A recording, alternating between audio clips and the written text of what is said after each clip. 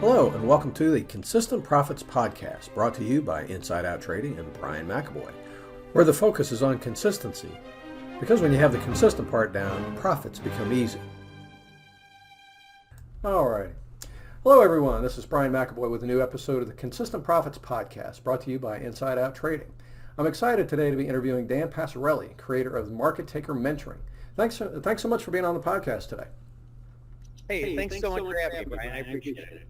All right, glad to have you here, man. So everybody knows, Dan is an author, trader, and former member of the Chicago Board Options Exchange and the CME Group.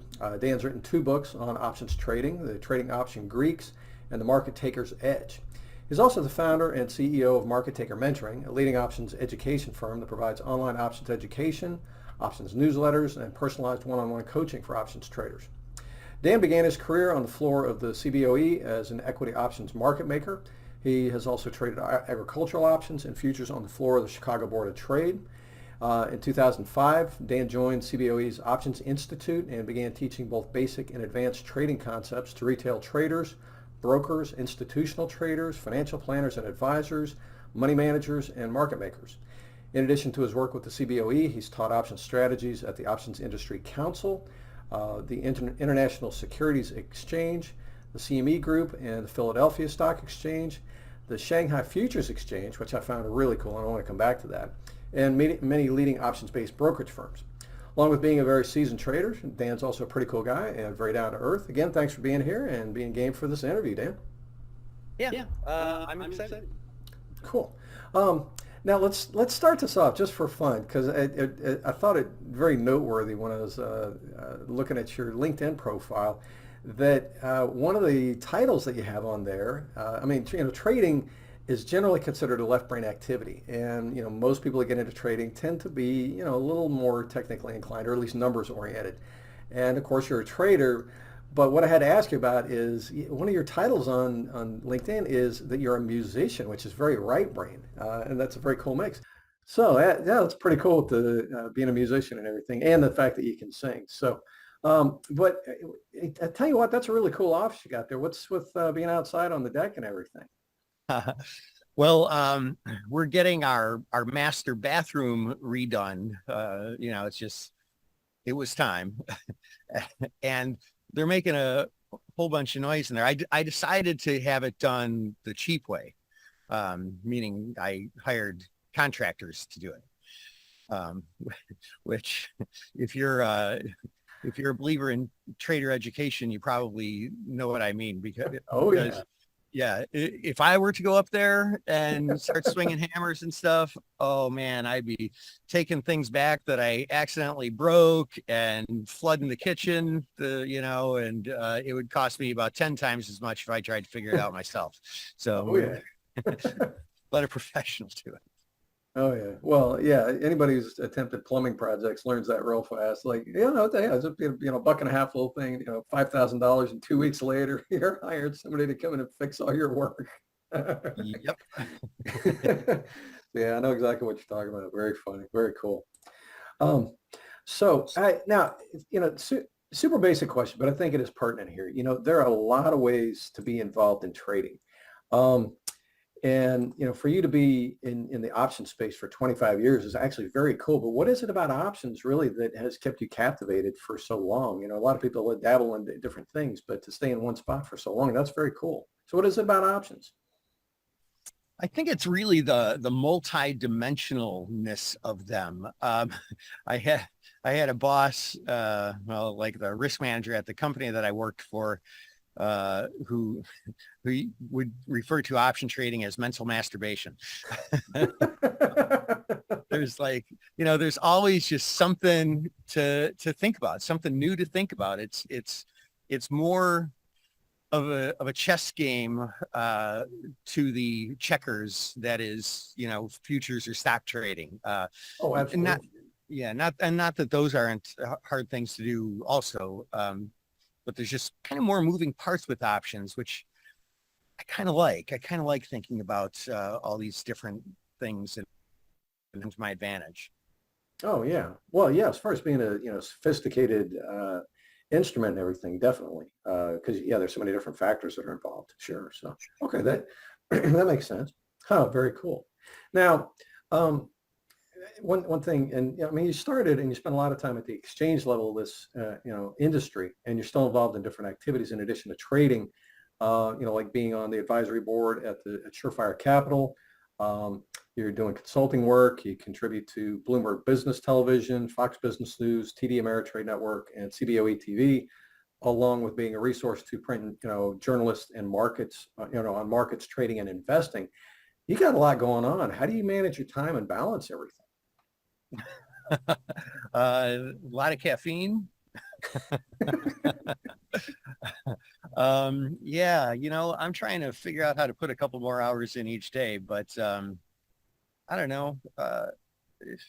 Everything I do, I'm passionate about. Otherwise, I just wouldn't do it, And I guess having been in this industry for for a long time, I mean, most of the people I know are traders or involved in the industry in some way or another. And it's just sort of, that aspect's just, it's kind of hard to separate my personal identity from that identity. It's just kind of become who I am. So it's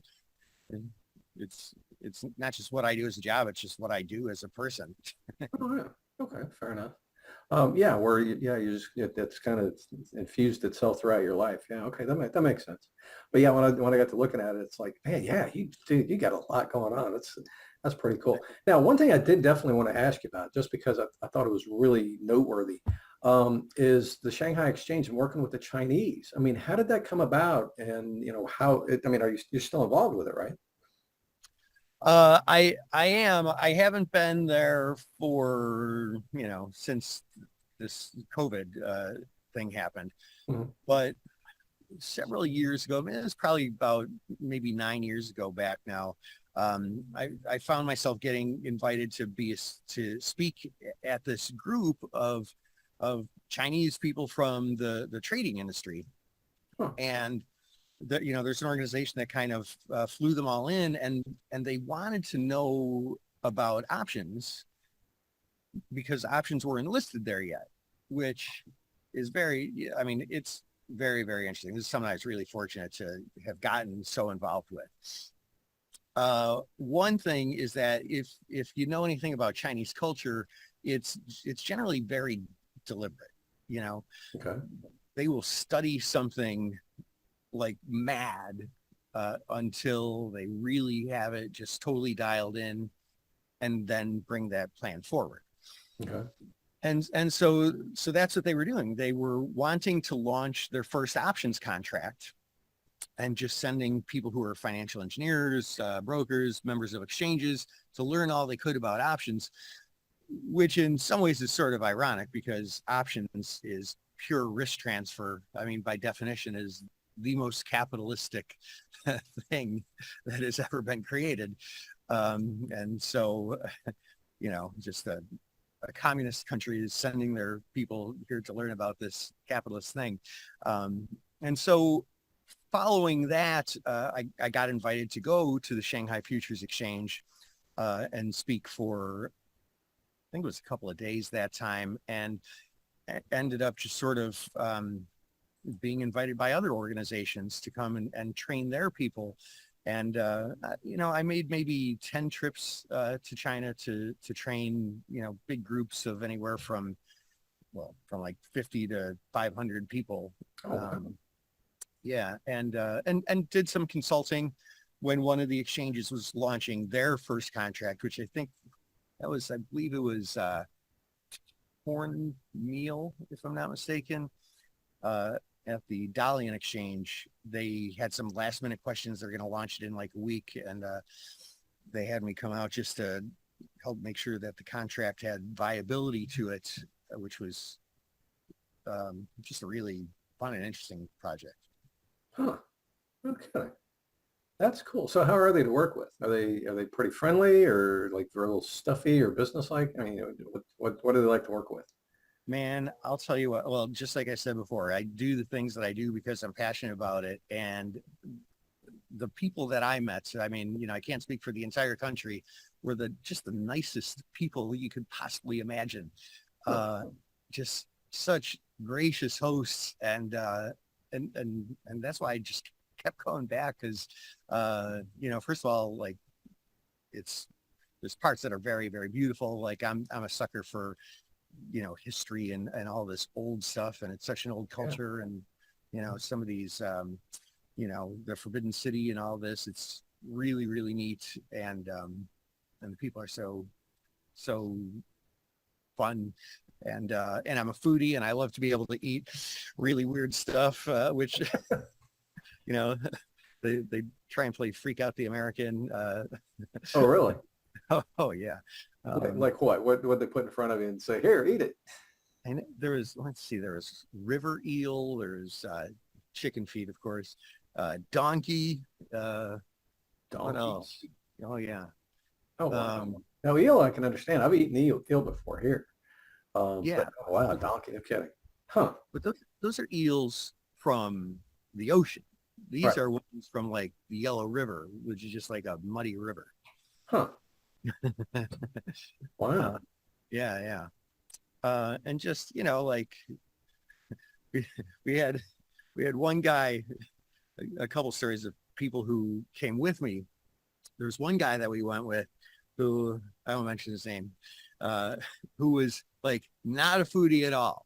Like would not even going and ordering, orange chicken from, what is that? Panda Express would be like crazy, And so there's this one like kind of compound that we did a presentation at, or did like 3-day classes at, for a few years in a row. And there was a TGI Fridays there, and he would like every meal was at TGI Fridays. I'm like, how can you eat at TGI Fridays every 3 meals a day for like 4 days? No kidding. Yeah, I know what you're talking about though. How funny. Yeah. So as far as the places that you were eating, besides part of the freak out the American stuff, I mean, did you find the cuisine? I mean, is what we call it, Chinese menu here? Is that typical of what they're eating over there, or are they like really dining on different stuff most of the time? Yeah. So the answer is it's very different. Huh. Now, apparently, I was describing this to somebody who I forgot even who it was, but I think it's somebody who lives in the U.S., was born in China, and knows both cultures. And I was like, oh yeah, the food's different. And they're like, what do you mean? That's the same. And I was like, no, I had this and this. And they're like, oh, they're taking you to the fancy places. And I'm like, oh, okay, But yeah, didn't really have like rice with stuff with gravy on it on top, just many, many different courses of just stuff to pick at. And well, that's cool. Yeah, it's really great. And so were things fairly relaxed over there? Everybody seemed pretty chill. Yeah. Everybody was very, very relaxed, very inquisitive, very very respectful too, which again, I think is a cultural thing. But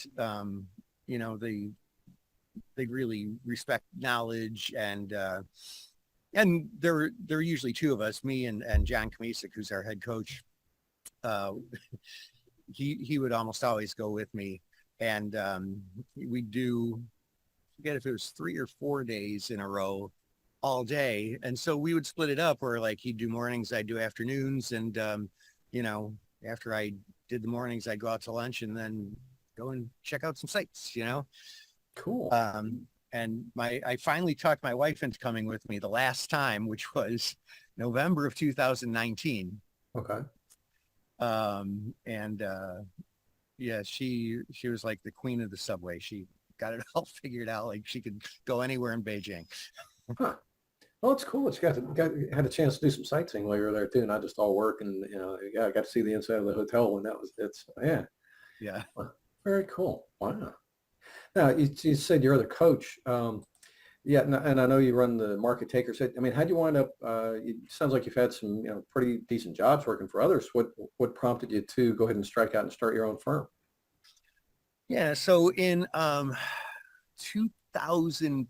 I believe. Yeah, 2005. Uh, Long story short, the exchange asked me to come and teach classes for them. And this is when, the market was going through some changes and I was figuring out what I wanted to do next. I was a market maker on the trading floor at that point. Mhm. And so I was like, I don't know. But I figured, you know what, I'll give it a shot and see if I like it. And if I do, great. If not, I keep doing this. And turned out that I loved it. Found that it's my call. You know, being a professional trader, a market maker on the trading floor, like nobody ever came up to me and was like, oh, hey, I just wanted to thank you. Like quite the opposite. But, Quite the opposite. oh yeah. It's like, oh, you're the son of a, it's taking all my money,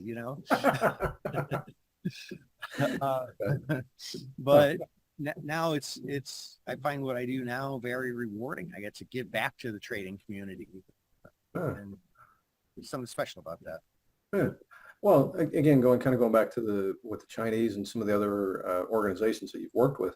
So, were you teaching them how to trade, or was it more on the making the mechanics of like the exchange? Because you're working with the Shanghai Exchange, helping them get the mechanics of the exchange set up and functional and running that, and like you said, helping them understand the contracts and stuff like that.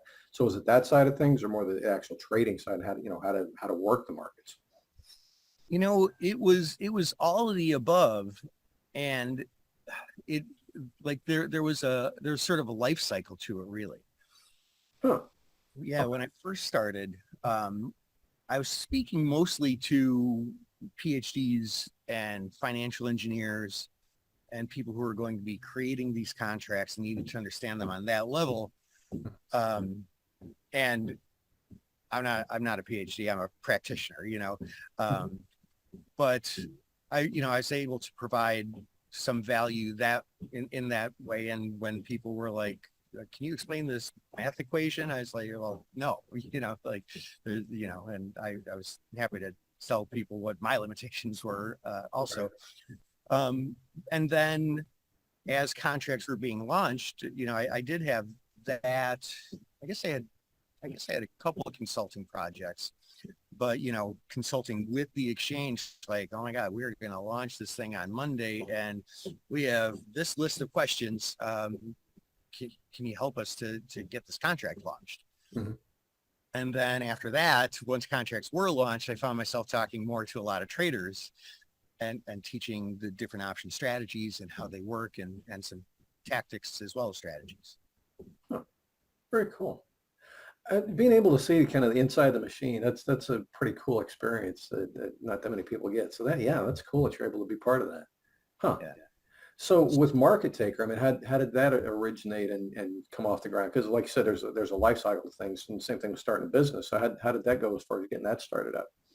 Oh, right. Yeah. So after I started teaching for the exchange and kind of found that was my calling, I, again, long story. Well, actually, I'll make the long story just medium length. Okay. Yeah, by all means. That's why I mean we're here to hear the story. So yeah, what you got? Yeah. So in teaching class for the exchange, a couple of years after I had done that, there was a trading firm that I won't mention, but the trading firm was creating a brokerage firm, and they wanted to create a trading school.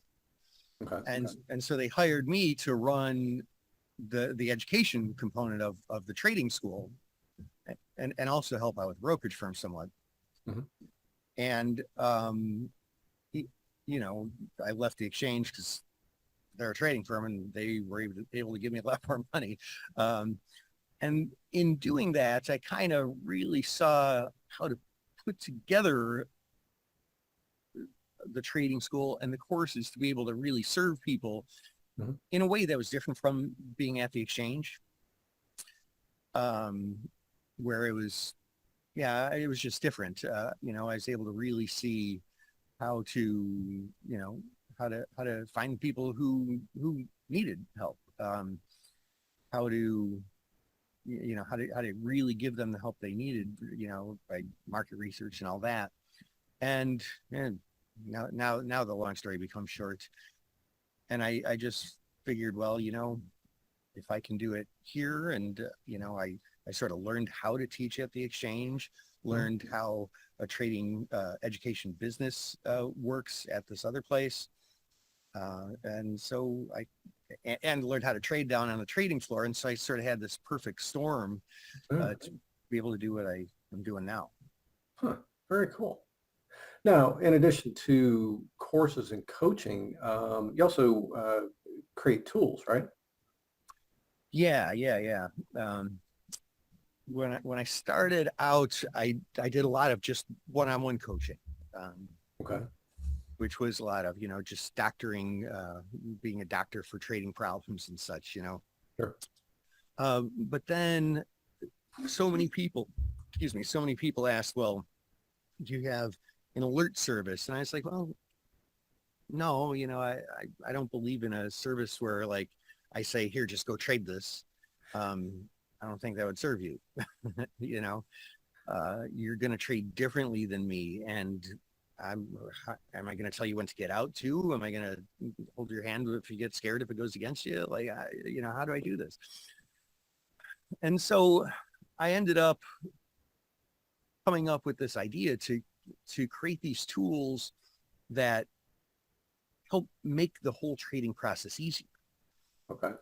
Where it'll alert people to a trade that's occurring right now that like a professional trader is making, which you may or may not want to trade, but it's sort of a tap on the shoulder that says, hey, look at this trade.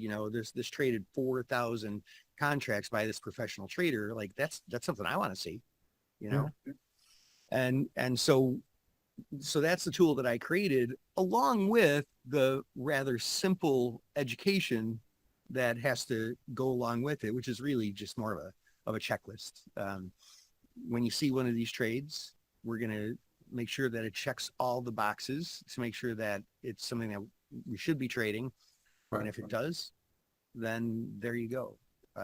And basically what it does is it takes the trading process from an hour of searching and trying to figure out if this is how you should do it, and uncertainty and lack of confidence, to a 3-minute process where you know exactly what you're doing.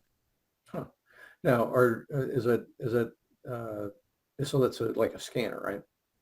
Yeah. Okay. Yeah.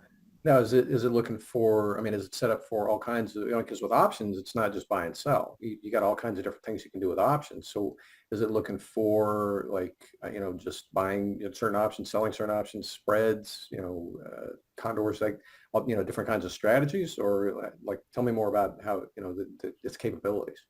Mm-hmm. Well, we've got 4 different scanners that are in this vein. Okay. And the first one came out when the meme stock craze was really, really hot. And that one's called Options Radar. Okay. And it looks specifically for short squeeze candidates. Oh, okay. And that one still spits out great candidates. Not quite as many as it did in the real heyday, I guess you would call it. Right. But it still spits out some really great candidates. And then I thought, well, if this works so well with that, maybe I can do it for credit spreads, because credit spreads are naturally high probability trades, arguably a great deal less risk, especially if they meet that criteria in the checklist that I encourage people to use. And then I figured if I could do that for credit spreads, I can do it for time spreads. And then I figured if I could do it for those two, that I could do it for wing spreads like butterflies and condors and such. Okay.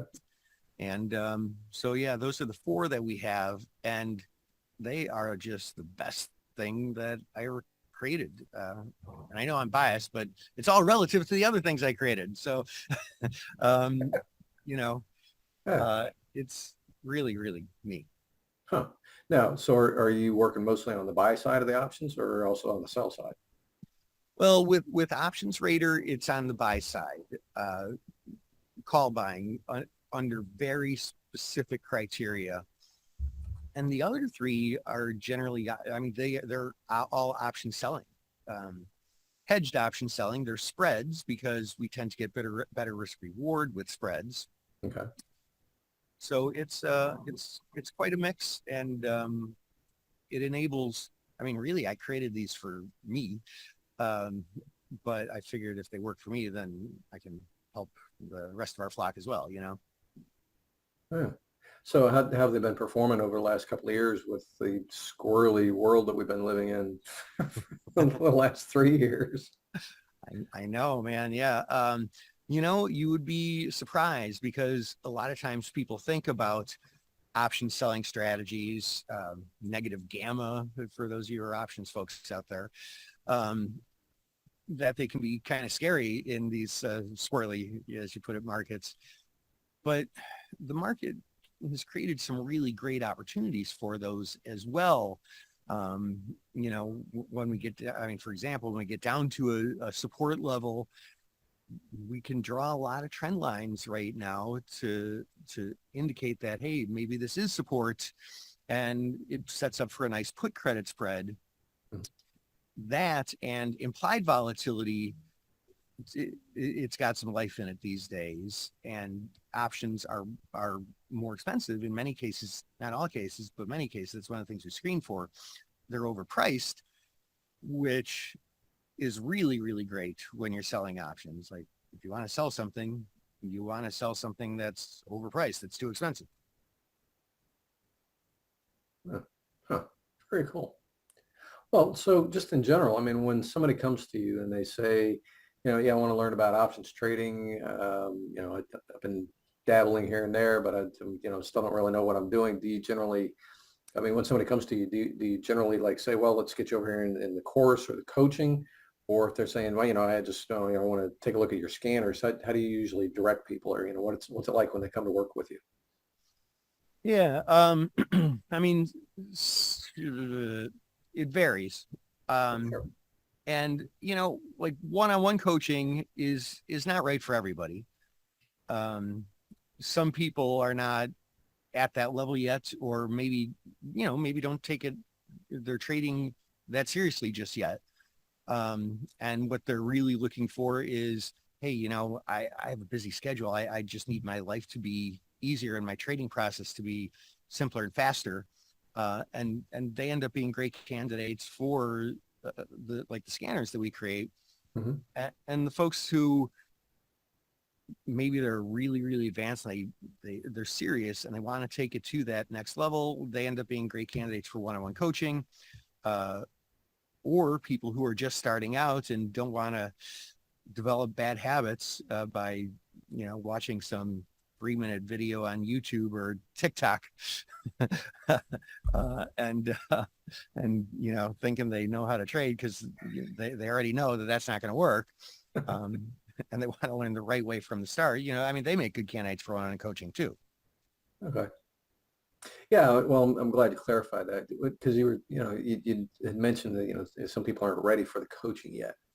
So, well, I mean, you also gave us two scenarios where somebody would be, where they're like really advanced or they're brand new, want to start off on the right foot. What would you, how would you disqualify somebody and say, no, you're not really ready for the trading or for the one-on-one coaching? What falls into that? What differentiates between ready and not ready? One of the things we do is, even before we, like, if they want to talk to us about one-on-one coaching, even before we do, Mhm. we'll have them fill out a very preliminary assessment Sure. that talks about their goals, talks about, what they're trying to accomplish and why. And then later in that process, we send them a bigger version of that assessment. Like, what do you know? What's your risk tolerance? Who's your broker? Like, we want to really figure out how serious they are about it, because if somebody is just like, yeah, well, trading school, I could probably get rich doing that. Like, you should not. We're going to talk you out of one-on-one coaching. But if somebody is like, yeah, look, I can see the value of this, this thing trading. to help me reach the goal of saving some money for retirement, or, I've been doing this for 10 years and I want to have this my part-time job after I retire next year. Right. These are people who are able to envision their future and see trading as part of that. And those are the people we love to work with, because they're the people who are most likely to be able to make it happen. Right. So just in listening to you as you're describing that there, so would you say maybe maturity is a good way to gauge that? Yeah. I would say that, although, we've worked with, even just recently, we worked with a guy who is, maybe 24 or something like that. Although, he had some pretty starch shirts too. So he might have been mature beyond his age. Yeah. Well, yeah, no, when I say mature, not necessarily in age, but just in their attitude about it, and they're looking at it, and because for me, somebody, they're all get rich quick, and the ones like you said with YouTube, they're already learning on Reddit and YouTube and stuff like that. To me, those people, regardless of the personality or their age, as a trader, they're just very immature. They haven't been exposed to it long enough to say, hey, I get it and I need to take it seriously and treat it like a grown up and with some respect. They're just looking at it as a casino where they can go have some fun. So yeah, that's what I meant by maturity. So yeah, so as far as the people you're looking to work with, it really doesn't matter their age or their experience. You're just looking for kind of that mature attitude about it, treating it like a grown up with proper respect. Yeah, because like with any, and I say this in many different contexts to many different people, but like with any business transaction, because, us training you to trade is, that's my business. It's a business transaction. Mhm. With any business transaction, it's got to be a win-win for both parties, and I don't want to take on somebody for one-on-one coaching where me and our coaching staff, we're investing our time in this person. Mhm. We've got a lot of people that we can train. It doesn't have to be that person who's not serious. We want somebody who's going to graduate out of our one-on-one coaching and be able to do it and be able to reach those goals. So yeah, we really want that more serious person. Yeah. Oh, that's cool. Now with your coaching, the one-on-one coaching, how long does that usually take? How long is somebody typically with you for the one-on-one coaching? Typically it's a year. Okay. So yeah, so typically a year, there's a fair amount of content with it. And one thing that I've learned from investing in my own education now with trading, but with other things, is that if somebody can take this information that I need and like put it into a sentence, if that class takes like 7 seconds, oh man, I would pay a lot of money for that class, which is kind of different than when I first started teaching. I was like, well, I've got to give them a lot, hours and hours of content. And then I realized that no, like people, like, I don't want that. I don't want to sit and watch this video after video after video. So even though there's a fair amount of content that comes with our one-on-one coaching, it's very, very concentrated. Cool. And so like, I want to make sure that that person makes the best use of his or her time. Mhm. And not, and if I know that, hey, these videos are going to be too basic for you, you already know these things, you're going to skip those. If you're very, very interested in the investing side of it, covered calls and cash secured puts, we're going to steer you towards this and maybe not have you worry about how to trade straddles. Right. So we try and curate that experience so that it makes the most efficient use of this person's time, because, hey man, people are busy. A lot of our folks have full-time jobs, or they don't, and that's because they don't want a full-time job. True. Yeah. Yeah. So yeah, it's Well, it's good that you do that, and I mean, I do the same thing, and I do it also just because, like you said, I know it's what it's like being on the other side of it. It also makes just playing for a more effective learning experience if you're not having to deal with a whole lot of stuff that's just burning mental energy Yes. to consume it. It's like, no, if you just give me the meat, cool. I'll learn better with just that Yeah. rather than the 1,100 page book. Yep. So yeah, it just makes for a more effective and enjoyable experience. So yeah, that's good that you do that. Huh, very cool. Um, wow, this has really been cool.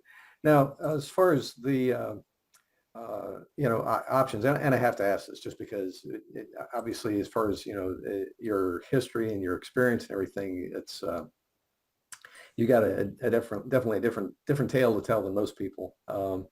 And as far as your coaching, it sounds pretty cool. I like the sound of the sound of your scanners. I'll have to take a closer look at that.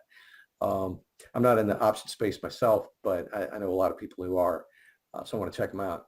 But as far as you know, what really sets you apart, though, would you say, as far as being a trading educator in the option space? What are a couple of things that set you apart from the many that are out there? Well, I mean, I think there's a number of people who take maybe an overly simplistic approach to it. Um, that the thing about options is that there's not just the directional component, there's the time component, the volatility component, interest component, there's a dividend component, and I, it's my observation that there are some people teaching options, and it's really just like, here's how to buy a call, and they maybe don't always use the full power available to them, Yeah. like, here, I'll teach you how to read a chart to see a breakout, which is a great skill to have, um, and and how to buy a call, which is also a great skill to have. But I like to take it a little deeper and make sure that even if you're doing a very straightforward one leg strategy, that you're putting every single thing you can on your side.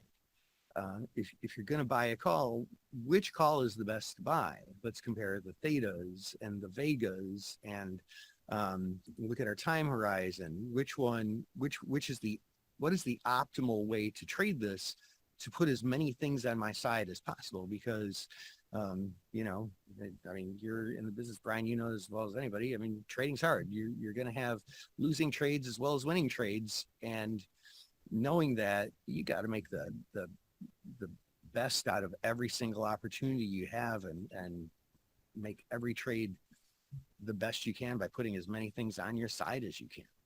Yeah. Well, and when you started off, I think you definitely hit it on the head. There are a lot of people in the option space, but yeah, I think there's so many of them that they're oversimplifying it and not really giving their customers the best service, because they're shorting them the full understanding of it. Because options aren't easy; they're definitely more sophisticated than other ways to trade. And so, yeah, that's good that you are taking the depth. I mean, there's so many out there that are yelling out binary options and push button easy, all that kind of crap, and for options it's like, no way. The options is this world is not that simple. It definitely takes a more sophisticated level of understanding, for sure. So yeah, it's good that you do that. Very cool. Well, excellent. Well, Dan, I tell you what, I've totally enjoyed talking with you. This has really been excellent, and appreciate you coming, coming on the podcast and doing the interview. It's definitely worthwhile, and cool to hear some of your experiences and everything. Um, and now, as far as best way to contact you, though, is with the Market Taker mentoring site, correct? Yeah, that's the easiest way to reach me. There is a contact us link on there. Hit me up if you're interested in, anything that I can help you with. Feel free to contact me. You can even join a portion of our site that is free right now. Just click on the button that says join free, and there's a lot of great tools, especially for newer folks, but even for experienced people too. Cool. Cool. And as far as what you got going on now, the scanners, that's the main thing that you're focusing on right now, right? Uh, well, there's always something up my sleeve, Brian. I'm constantly working on just new ways to trade for myself, and then if it works for me, to bring it to the rest of our folks. Um, and so, yeah, I'm doing a lot with the scanners right now, but I got a couple other Oh, kicks in very the oven. cool. All right. Well, excellent. Well, very cool. And I did go ahead and join your community just because you piqued my curiosity. I want to check out your website and everything. So be curious to see what you got on the horizon coming up here. And for all the listeners, one thing I would definitely strongly recommend, especially if you are serious, in options or thinking about options. Um, Dan, like he was just saying, and caught on the fact that he's really wanting to treat options trading with the proper respect. Um, if what he was sharing with you and his attitude about it, if that resonates with you, I mean, Dan's a good guy. He's been around a long time, taught tons of people, obviously, and so he knows what he's doing when it comes to teaching. But if you're in the option space, don't just sit there and say, "Wow, it was kind of cool," and then go about your day. If this makes sense to you, or, like I said, you resonate with what he had to say, and you would like to improve your options game, definitely go ahead and reach out to him and take some action on it. The conversation, to find out more about it, like I said, you can reach out and there's no cost to start the conversation with him and learn more about what he's doing. And I can tell you, I mean, just obviously he's had, a lot of high level people around the world seek out his help. So obviously he knows how to deliver good value as far as helping you, with your trading and everything. So definitely reach out. Take action on what you're doing. Don't just settle for subpar trading. That's my main thing. Take action on it. Go and reach out to Dan if you like it. So, and again, Dan, thank you so much, for being here. I appreciate your time and look forward to doing this again with you. Find out more what you got coming on the horizon. So. That sounds great, Brian. Thank you so much for having me. This was it was fun, just sort of shooting the breeze here. Yeah, indeed. Well, everybody, we're going to go ahead and wrap things up, and we'll see you on the next episode of the Consistent Profits Podcast. Cheers. Thank you for joining us today on the Consistent Profits Podcast, brought to you by Inside Out Trading. Make sure to swing by Inside Out Trading and pick up your copy of The Proven Formula for Consistent Monthly Profits. If you enjoyed the show, make sure to subscribe on your favorite channel, and we'll see you on the next episode. Cheers.